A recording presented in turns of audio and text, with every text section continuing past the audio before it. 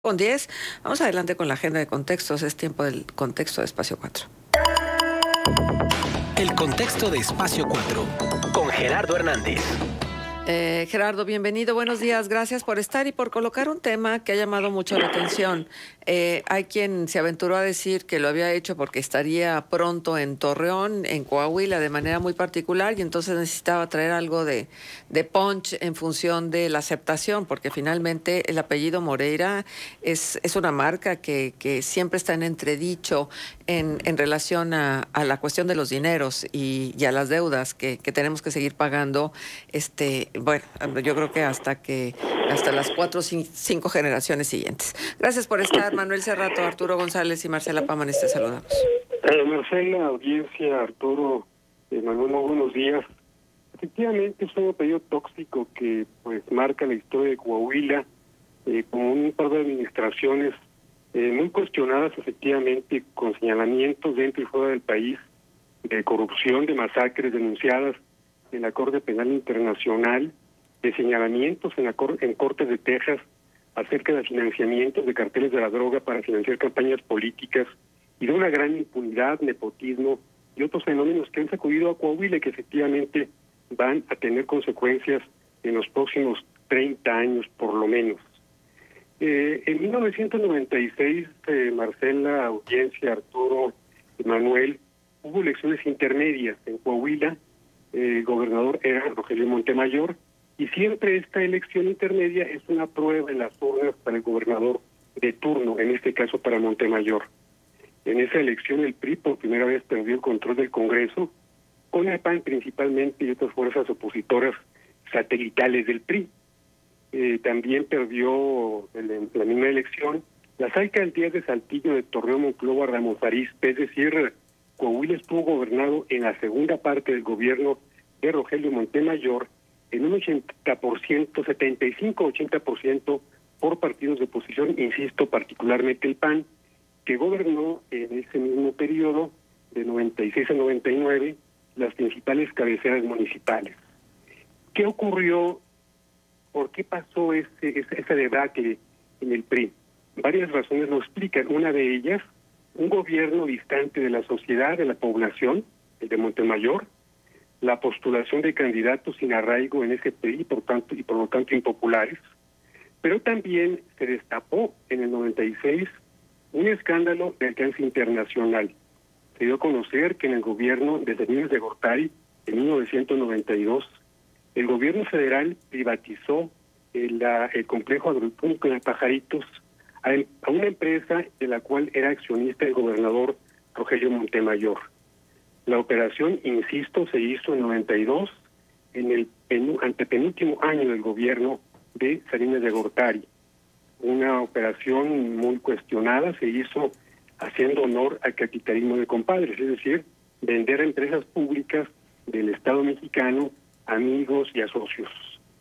Esta operación se viene a conocer 4 años después, en el 96, y genera un sacudimiento al Partido Revolucionario Institucional y le provoca, insisto, estas derrotas.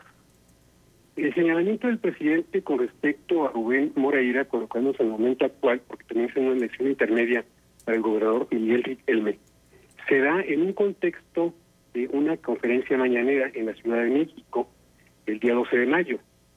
No estaba planteado así originalmente el tema.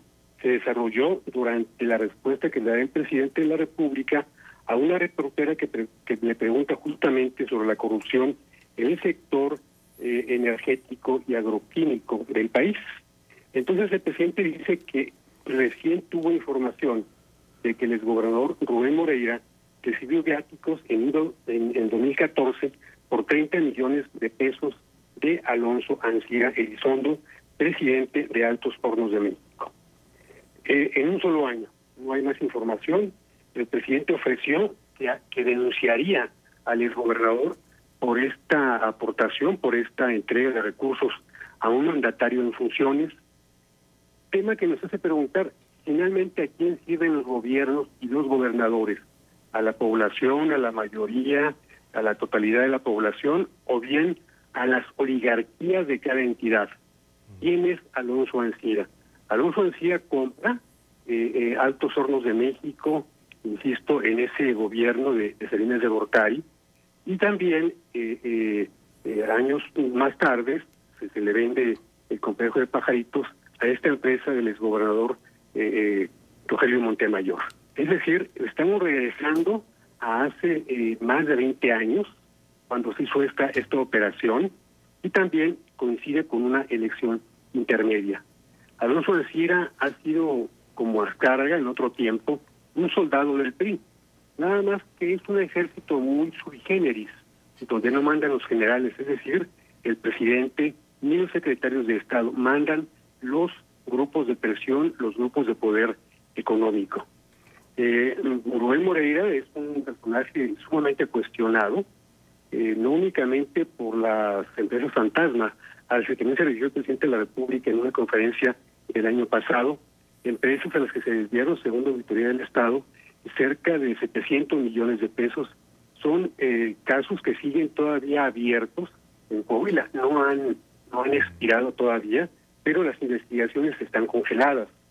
Hay también un señalamiento de la Fiscalía General de la República, de este gobierno, en el sentido de que hubo desvíos de recursos de un programa federal durante la administración de Rubén Moreira por más de 400 millones de pesos. El presidente se había desentendido del caso Coahuila e incluso ha afirmado que en un pacto electoral el candidato Peña Nieto y el presidente Felipe Calderón habían exonerado a Humberto Moreira por el tema de la deuda pública. Sin embargo, todavía hay muchos expedientes abiertos. Es esperanzador que el presidente haya tocado a una figura tan cuestionada como es Rubén Moreira, actual candidato del PRI a diputado federal plurinominal, es decir, ya tiene la candidatura en la bolsa. Rubén Moreira, queramos o no, y antes de las elecciones ya es diputado federal. Lo que hay que esperar es que el presidente de la República cumpla su promesa de denunciar a Rubén Moreira, que se investigue si recibió otras donativos, aportaciones o dádivas de Altos Hornos de México y de otras empresas, si declaró ante el sistema de administración tributaria esos ingresos, revisando sus declaraciones anuales. Y también insisto que esta denuncia que el presidente ofreció presentar después de que aporte más información en los próximos días, se llega hasta la Fiscalía. Esta batida contra la corrupción del presidente de la República, yo lo he vivido en dos etapas. En la primera, pone entre rejas a Rosario Robles, exsecretaria de Desarrollo Social y de la SEDATU, por la estafa maestra, mediante la cual se desvían más de 7,000 millones de pesos a través de universidades y de empresas fantasmas. También pone tras las rejas a Juan Ramón Collado, el abogado que le denomina de los poderosos, era intocable, al cual se le han decomisado en Andorra 35 millones de dólares, entre otras cuentas. También en este mismo paquete entró Emilio Lozoya Talman, exdirector de Petróleos Mexicanos y Altos Hornos de México, figuras, insisto, intocables. Siguen en prisión por la gravedad de los delitos, de Rosario Robles y también Juan Ramón Collado.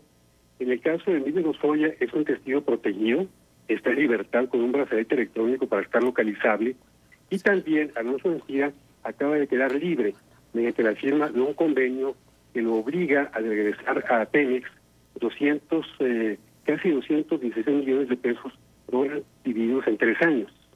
La siguiente etapa son los gobernadores. Empezó la Cámara de Diputados con el desafuero, hasta hoy virtual, del mandatario de Tamaulipas, Francisco Javier García Cabeza de Vaca. Un gobernador prófugo es el exgobernador de Nayarit, también por delitos de peculado y presuntos vínculos con la delincuencia organizada. El gobernador que está hoy en la picota, exgobernador, es justamente Rubén Moreira. Insisto, hay que estar pendientes y exigirle al presidente que cumple su palabra, que la Fiscalía investigue acuciosamente a este personaje, acusado en otros ámbitos también de enriquecimiento. ¿Cómo es posible que un gobernador en funciones acepte 30 millones de pesos de un empresario? La pregunta es, ¿a cambio de qué? a cambio de negocios, de impunidad. Fue dinero para financiar campañas políticas del PRI. En esta corriente política tiene el Moreirato embajadores todavía que son candidatos a cargos de elección popular. Uno de ellos es Román Alberto Cepeda, candidato a la alcaldía de Torreón. Otro es Chamir Fernández, candidato a diputado federal, y también José Antonio Gutiérrez Jardón, candidato a diputado federal. Esto hay que tenerlo en cuenta en los laguneros a la hora de optar. ¿Qué queremos para el Congreso y para Torreón? Gente que represente realmente a la ciudadanía o que represente intereses políticos. Es un capítulo importante. Argumentar que el presidente habló de Rubén Moreira porque iba a Torreón y tener un golpe mediático, un golpe de efecto, son banalidades. Lo importante es que sí hay señalamientos muy concretos específicos contra este exgobernador, igual que contra Román Humberto Moreira. Gerardo, la segunda, sí. Te saludo con mucho gusto. Quiero preguntar respecto a esto que dices, me parece interesantísimo y creo que la pregunta es obligada. ¿Por qué ahora el presidente hace este señalamiento? Digo, si sabemos que es un asunto que tiene años ahí, y además de los múltiples asuntos que tiene Rubén Moreira desde que era gobernador, que pudieran investigarse. ¿Por qué en este momento? Y preguntarte, como analista, si crees que pasando la elección incluso pudiera continuar este caso abierto y en verdad proceder contra el hoy diputado. Sí, debe continuar, por supuesto, el proceso, investigarse a fondo, porque, insisto, hay denuncias muy precisas contra Rubén Moreira, denuncias penales incluso. Porque hasta hoy el presidente aborda el tema. Él mismo lo reconoció en la conferencia del día 12 de mayo. Dijo, es información que acabo de conocer. Es decir, Emilio Lozoya Talman, exdirector de Pemex, está aportando información. Información que está dando luz sobre otros personajes políticos. Este podría ser el caso, por ejemplo, de Rubén Moreira. Yo ponía sobre la mesa al principio que el caso de Pajaritos se conoció 4 años después de la operación. La operación se hizo en 92, se conoció en 96. Lo que ocurre es que hay este tipo de manejos que se esconden, se ocultan y aparecen durante investigaciones, durante indagatorias.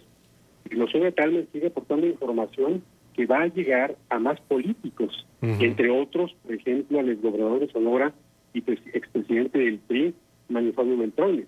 De manera que, insisto, estas vacas abiertas tienen todavía mucha información que aportar y van a poner sobre los reflectores a muchos personajes políticos, entre ellos ya a Rubén Moreira. Ahora, este proceso, en caso de avanzar, de continuar, ¿beneficia o afecta al actual gobernador de Coahuila, Miguel Ángel Riquelme Solís, políticamente hablando? Sí, Miguel Riquelme ha hecho un gobierno de todas las circunstancias. Se esperaba ilusamente un rompimiento con Moreira. No ha habido rompimiento ni lo habrá. Se esperaba, por otra parte, que investigara la deuda. No lo va a investigar nunca. ¿Por qué? Porque en algunos casos ya prescribió el delito. Lo que hizo Miguel Riquelme fue adoptar una política distinta a la de Rubén Moreira, un mandatario soberbio, un mandatario lunático en algunos casos. El propio Humberto Moreira lo acusó, cito textualmente, de acomplejado, de denunciar de traicionero en diferentes entrevistas. Miguel Riquelme se ha adaptado a las circunstancias. Ha conciliado con los grupos políticos del PRI, a los cuales el Moreirato lastimó profundamente, provocó renuncias importantes de cuadros políticos relevantes de ese partido. Cito, por ejemplo, a Armando Guadiana Tijerina, que es senador de la República, que es candidato hoy a la alcaldía de Saltillo, a Javier Guerrero, a Noé Garza, a otros priistas. El Moreirato los marginó o los castigó o los hizo perder elecciones. Rompió el Moreirato puentes con liderazgos sociales y religiosos. Al obispo Raúl Vera lo persiguió, lo acosó, lo amenazó. Todas esas puentes que los Moreira dinamitaron Miguel Riquelme los ha reconstruido. Tiene una imagen aceptable hasta este momento porque ha logrado, insisto, reconciliar a los diferentes sectores y grupos confrontados de Coahuila. Él mismo lo dijo en su toma de posesión. La prioridad va a ser justamente reconciliar, sanar heridas, y en ese sentido ha avanzado. Sin embargo, es un gobierno sumamente acotado por la circunstancia financiera, por la circunstancia política. Vamos a ver qué resulta de la elección intermedia, que es, entre otros aspectos, un juicio al gobierno de Miguel Riquelme. Mi pronóstico es que en el caso de Coahuila, los partidos van a conservar las alcaldías que hoy tienen. Pueden perder alguna de menor jerarquía y reponer con otro municipio. Es decir, lo que se percibe hasta este momento es que Acción Nacional conserve la alcaldía de Torreón por encima de Morena y del candidato del PRI, y que en Saltillo el candidato del PRI, que es José María Frausto Siller, también conserve la alcaldía, que el PAN gane nuevamente Monclova, que Morena conserve Piedras Negras, que Morena gane Musquis, que la UDC Morena gane en Acuña. Pero insisto, pensar en cargos completos en una elección de alcaldes es una quimera, es un sueño de opio. En la elección de diputados locales del año pasado no votó ni el 40%. Es una votación que en cada elección intermedia de diputados locales tiene el mismo índice de participación. La ciudadanía tiene un profundo desprecio por los congresos, por los diputados, porque no representan a los electores, representan al gobierno de su partido. En la elección del 6 de junio próximo, yo preveo una participación mínima del 55-56%. No es un dato sacado de la chistera de la manga, es un promedio de participación en elecciones de alcaldes. Bien. Y cuando se logra esa participación, es que la ciudadanía decide a quién quiere en su alcaldía. Gerardo, nos corta el sistema, lo sabes bien, pero muy interesante tu participación y tu análisis. Te agradecemos que hayas acompañado este espacio de contexto. Marcela, Manuel, a todo público, muy buenos días y feliz semana. Un fuerte abrazo. Igualmente. Porque tú lo pediste.